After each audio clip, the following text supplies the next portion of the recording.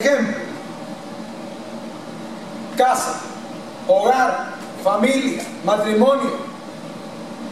Dios.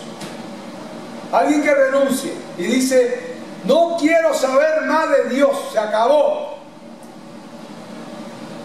Automáticamente lleva una vida desamparada, a su propia suerte, a su propio destino.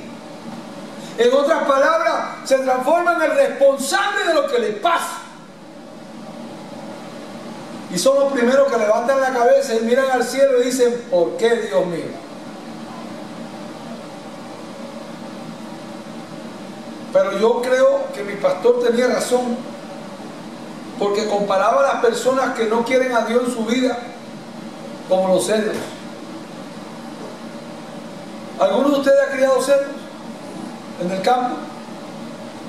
Usted se habrá dado cuenta que el cerdo tiene una lonja aquí atrás que no le permite levantar la cabeza para arriba.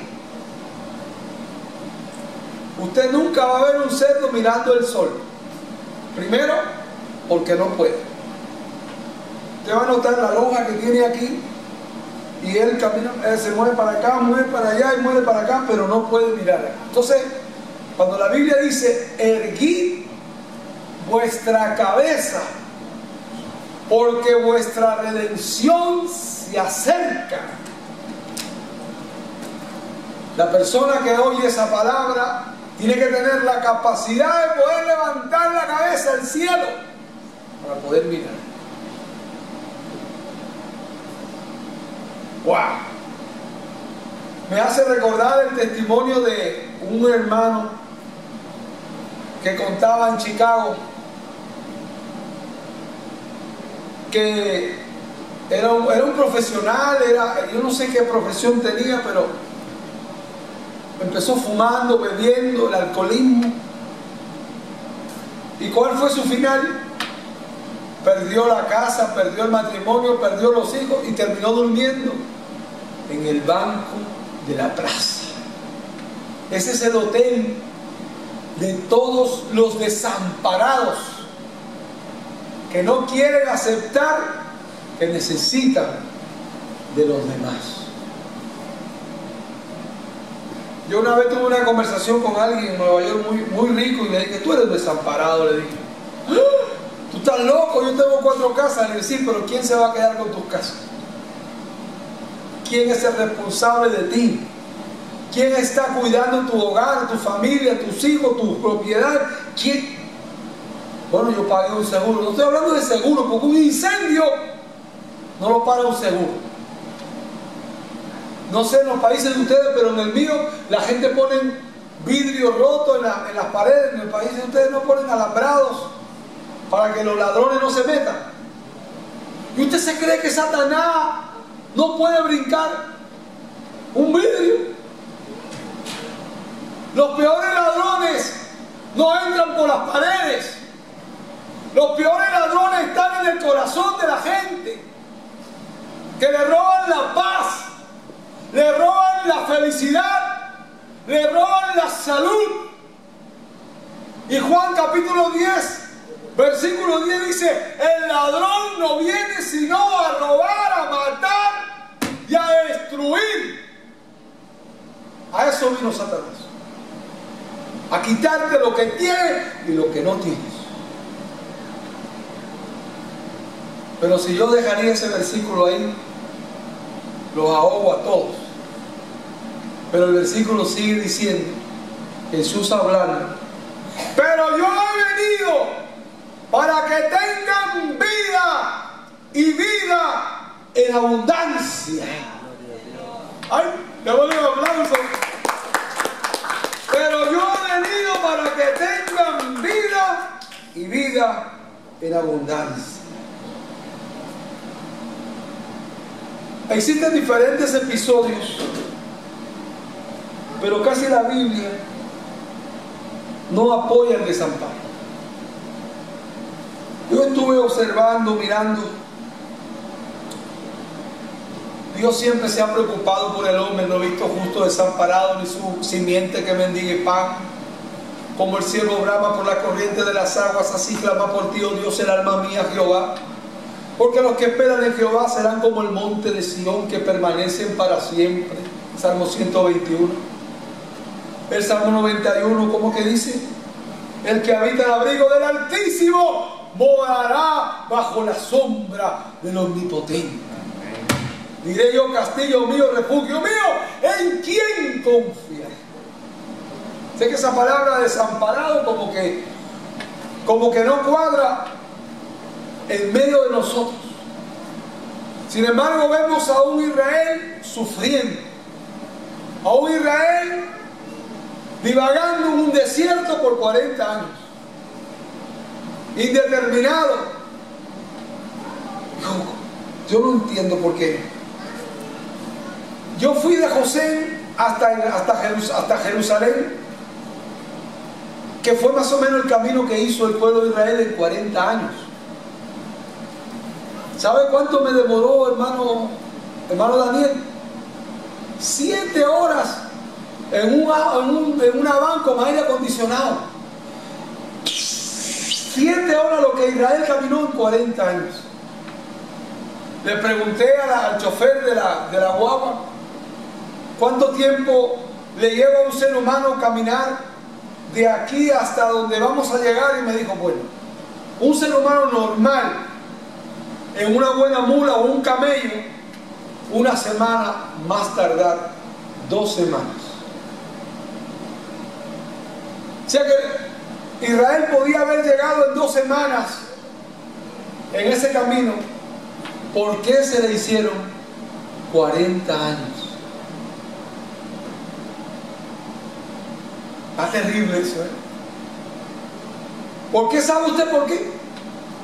Porque si usted va leyendo todo el trayecto en el libro de Génesis, hasta usted lo lee hasta Deuteronomio, usted va a notar la murmuración, la lucha, la competencia. María, la hermana de Moisés, dice, pero si yo tengo el mismo papá que Moisés, y somos de la misma sangre, de la misma tribu, y que por qué Moisés es el niño lindo y a mí me tienen amontonada aquí. Y a veces nosotros decimos, ¿y por qué el hermano Daniel es el guitarrista de la iglesia? Cuando tal vez yo sé tocar mejor que él. Pregúntaselo a Dios, a ver qué te contesta. ¿Por qué yo soy el pastor de la iglesia? Todavía yo no lo sé, pero yo soy el pastor de la iglesia. Aparte de mi esposa que me dio el empujoncito. El empujoncito. Creo que Dios estaba en el asunto. Amén. Y posiblemente alguien pueda decir, no, pero si yo tengo más capacidad que... Está bien, yo lo respeto. Pero no fue a ti que te llamó Dios, fue a mí. O sea que hay un punto clave en esto, que es cuando usted decide seguir el camino que Dios ha determinado para usted.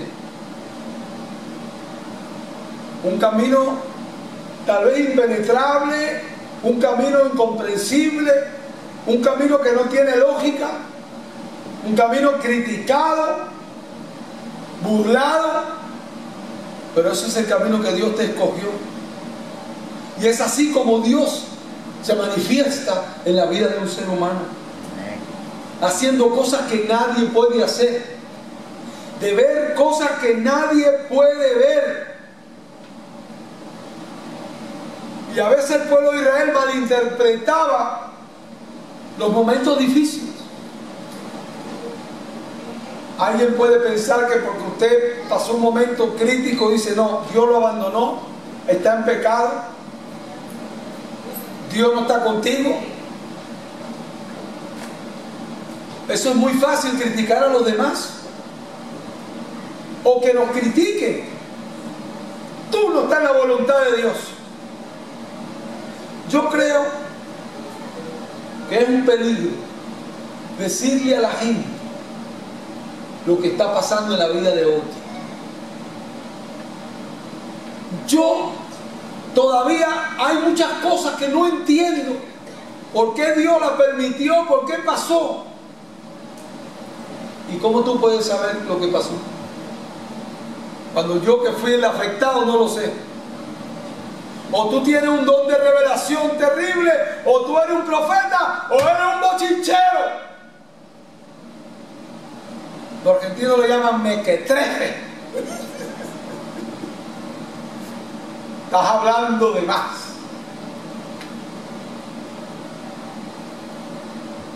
Yo abandonado. Ese es desamparado. ¿Es correcto o no es correcto esa palabra? No es correcto. No hay una base bíblica que diga que yo puedo ser un desamparado. No hay un versículo de la Biblia que sostenga que yo soy un desamparado. Esa palabra no tiene fundamento. ¿Qué dice la Biblia? El que habita el abrigo del Altísimo morará bajo la sombra del Omnipotente. Diré yo a Jehová, esperanza mía, castillo mío, mi Dios en quien confiaré. Él te librará del lazo del cazador y de la peste destructora. ¿Quién es el cazador? El diablo, hermano. No tenga miedo, no tenga miedo. Satuco le dicen algunos. El chaperuco, como usted le quiera llamar. Todos tienen cachos. Todos son demonios, todos son diablos. Él te librará del lazo del cazador. Satanás nos ve a nosotros como una presa, con todo el deseo de atraparnos. Por eso la tentación es como la pesca. Usted vio la pesca, le ponen una carnadita y el pescadito da vuelta y da vuelta y da vuelta. Y le mueve la carnadita y, y el pescadito se le hace agua a la boca. Ahí lo tienen al pescadito. Así es el pecado. Te lo ponen por el medio para que te haga agua a la boca y vuelta. Pero cuando tú muerdes, el diablo te hace ¡ja! Para afuera que te saca. Te saca de tu casa, te saca de tu familia, te saca de tu salud, te saca de tu economía, te desbarata. Él es el que te guarda del lazo del cazador.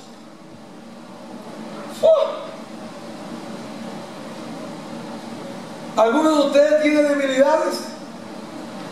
Vamos a orar por todos esos hipócritas. ¿Algunos de ustedes tienen debilidades? No me lo digan. ¿Ah? No me lo digan. Dicen que una vez había una reunión de pastores allá en Montevideo y de repente los pastores empezaron a hablar y alguien pues parece como que tenía algo muy adentro y soltó algo fuerte, lo tiró ¡fua! Y otros así empezaron a confesar, ¿no? Yo tuve problemas con esto, problemas con aquello, yo tuve esta debilidad, todo el mundo hablando barbaridad en mí. Y uno de ellos estaba llorando. Le dice, oye fulano, ¿y tú por qué estás llorando? Porque yo tengo una debilidad, varón. Y se supone que si están confesando, pues, estamos entre adultos, pues no, se supone que no van a sacar para afuera lo que se está diciendo. Y le pregunta y dice, ¿y cuál es la debilidad tuya? Que yo soy chismoso, dice. Chacho. Todo el pueblo se iba a enterar el revolú que había pasado allá.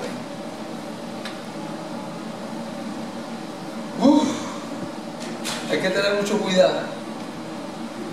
Por eso Dios nos llama a confesarnos delante de su presencia, abrir nuestro corazón, pero al Señor, y evitar que el enemigo use nuestra debilidad. Ahora, ¿qué debilidad, por ejemplo? Yo me acuerdo de un amigo que me dijo, mira Martín, mi debilidad es el alcohol. Yo no, cada vez que paso por una vitrina en una bodega en Nueva York, me tiemblan desde los tobillos hasta la cabeza. Shaken, salía temblando como una momia de la... Había sido alcohólico 30 años. Terrible, supuestamente. No, ya estaba en la iglesia como 15, 20 años y era cristiano, pero todavía tenía esa debilidad. Entonces él tomó la decisión, no volvió a entrar a una bodega jamás en Nueva York, mandaba a los muchachos. Es una manera de luchar contra una debilidad. ¿Qué debilidad tiene el pastor? Aparte de mi esposa,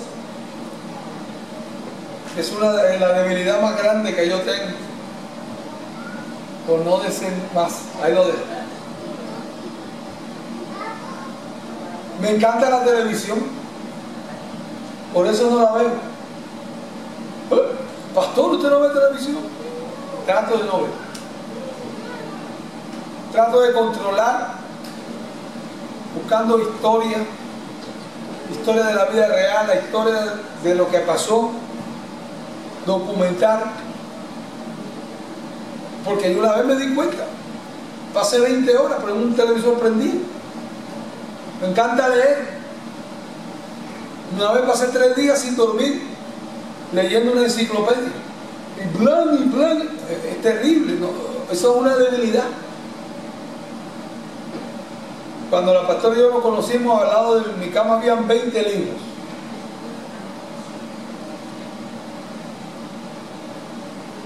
Porque yo no dormía, leyendo. Y cuando usted no duerme, automáticamente se le enciende la alarma enfermedad. ¿Usted sabe qué enfermedades provoca la mala alimentación, la falta de sueño? La diabetes, aparte que es hereditaria. El de usted estar 2 o 3 horas solamente durmiendo al día, eso le crea una ansiedad por comer.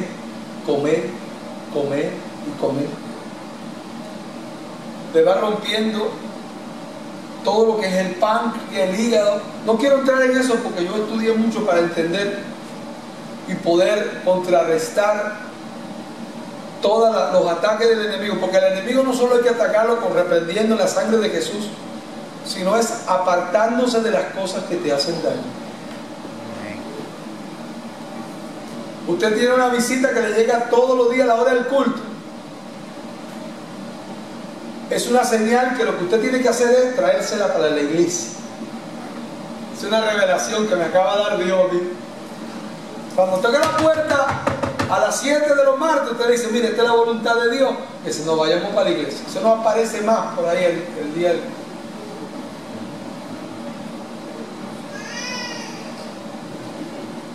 Seguro, hermano. Es una falta de respeto que alguien sabe que usted va para la iglesia y se le aparece a la hora del culto.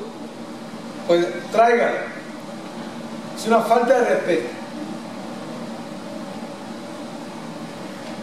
Porque tenemos que aprender a lidiar con todas las cosas que nos rodean. Las debilidades. Los dulces son una debilidad. Aparte, todo el mundo dice, no le den dulce a los niños para que no se pongan hyper. ¿Y los adultos?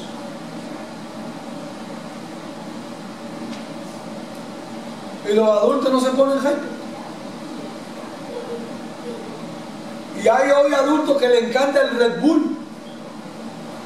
¿Sabe cuántas tazas de café tiene un Red Bull? De 12 a 15 tazas de café tiene una cosita de Red Bull.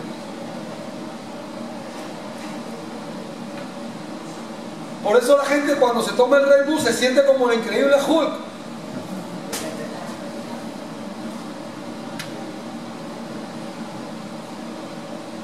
Y para los que no saben, porque me imagino que ninguno de ustedes toma Red Bull.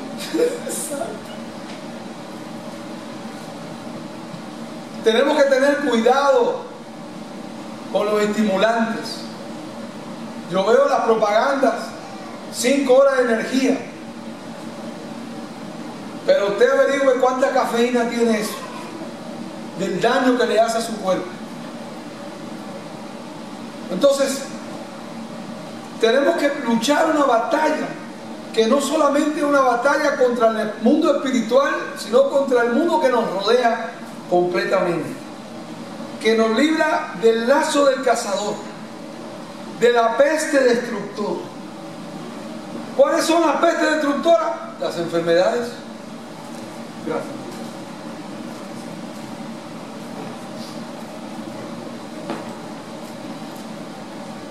¿Algunos de ustedes sufren enfermedades? Ah, pero si usted es cristiano, un hijo de Dios, una sierva de Dios, ¿cómo usted va a estar enfermo? Claro que usted puede estar enfermo. Si usted sabe que usted es diabético, usted no puede comer azúcar. Yo me acuerdo de un hermanito diabético de la iglesia, nosotros lo conocíamos, pero la azúcar la tenía a 400 y a 500, se supone que debería tenerla a 100. Y lo encontré con dos empanadas fritas, así de grande la empanada, dos. Brunito, muchacho, ¿qué tú haces con esa empanada? No, chico, mira, si me voy a morir por una empanada, que me muera por dos. Y pan, se la metió las dos. ¡Santo!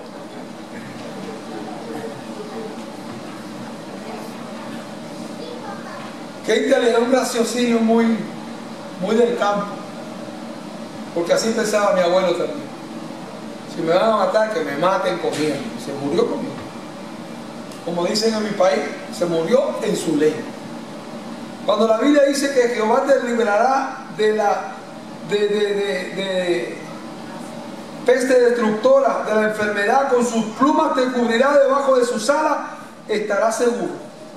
Escudo y adarga de su verdad, no temerás al terror nocturno, ni saeta que vuele de día, ni pestilencia de la oscuridad. O sea que hay ataques de día y ataques de noche. ¿Cuáles son los ataques del día? El trabajo. A veces nos falta uno que como que te coge pica y te empieza a tirar, que tú eres cristiano, y te empiezan a dar por ahí, y a ponerte sal en la llaga, y a ponerte, hermano, no se ponga a discutir en el trabajo. Ay, pastor, ¿cómo usted me va a decir eso? Usted es un siervo de Dios. Mire, a usted le pagan para trabajar. Después que usted termina su trabajo, usted puede hablar como el apóstol Pablo, como el apóstol Pedro, pero en su trabajo, en horario de trabajo, trabaja. No se haga el evangelista, no se haga, porque usted le está robando a su patrón, y eso es pecado de parte de él. Y así es que se vienen los problemas. ¿Por qué no puedo tener paz en el trabajo? ¿Por qué me persiguen? Es porque usted le da las balas a sus enemigos. Tiene que aprender a ubicarse. Yo estuve un mes en Nueva York. Yo sabía mucha teoría de inglés, pero no podía hablar. Me costaba mucho hablar. Pero averigüé que ahí en Manhattan había un curso en la 204 y Dyckman, donde la librería pública te enseñaba a hablar, no teoría, a hablar el inglés. Miren qué interesante. Entonces yo estuve un mes, hindúes, rusos, checoslovacos, rumanos, de todo el mundo había gente ahí.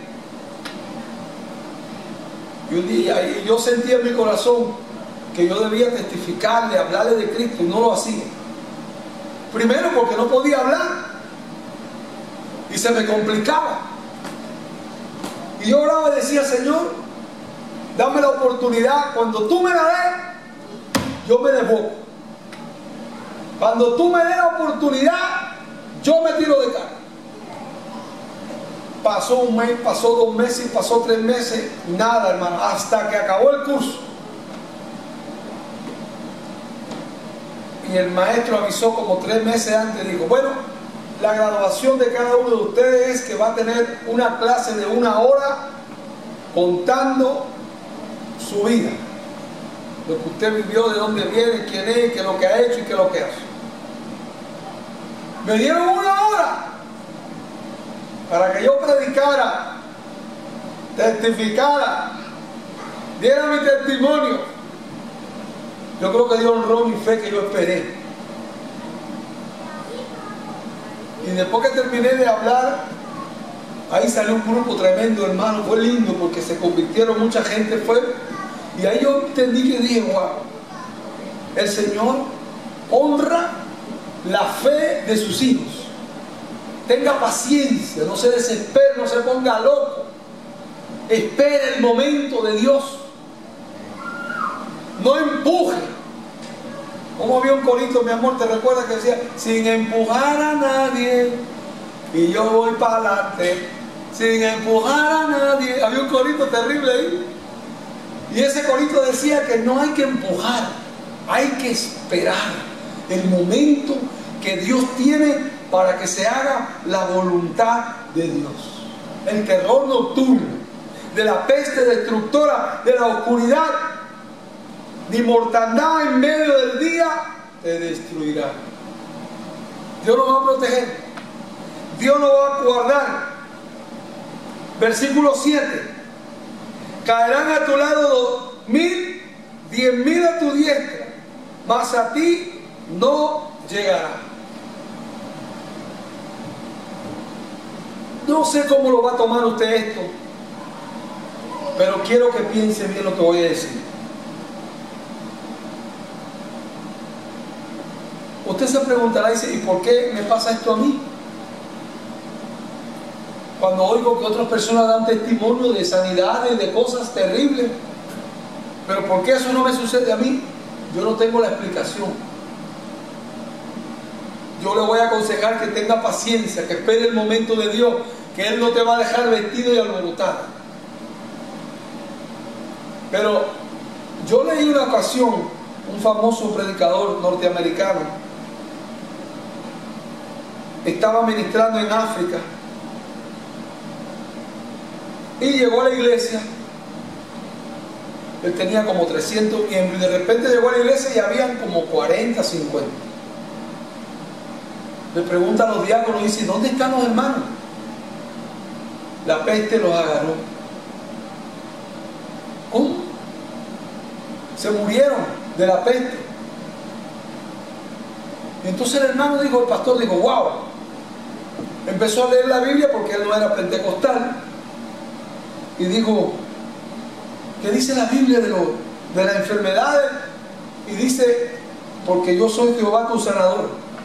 Por tus llagas fuimos nosotros curados. Porque yo seré Jehová tu medicina. Y empezó a orar por los 40 que le quedó. Uno por uno fue a la casa orando. Oró por ellos, oró por la casa. Y empezó su ministerio de sanidad. Entonces el gobierno, cuando vio que se morían todo el mundo y los miembros de la iglesia no se morían, lo llamaron y le preguntaron, le dijeron, ¿por qué los miembros suyos no se mueren? Todas las iglesias están vacías. Metieron su mano en un microscopio y le tiraron el virus en la mano. Y cuando el virus caía, se evaporaba. Caía el virus y se evaporaba. Los médicos no podían explicarlo. ¿Cómo? Lo ponían de nuevo, se evaporaba. Y el gobierno lo mandaba por las casas al pastor de la iglesia a orar por los que estaban enfermos de la peste. Déjame decirle una cosa, yo no tengo explicación, no sé cómo puede pasar eso, pero sí sé que Dios puede hacer. Él puede librarte de la peste destructora. ¿Cómo es que dice? Él te librará del lazo del cazador, de la peste destructora, con sus plumas te cubrirá, debajo de sus alas estarás seguro. Escudo y adarga es su verdad.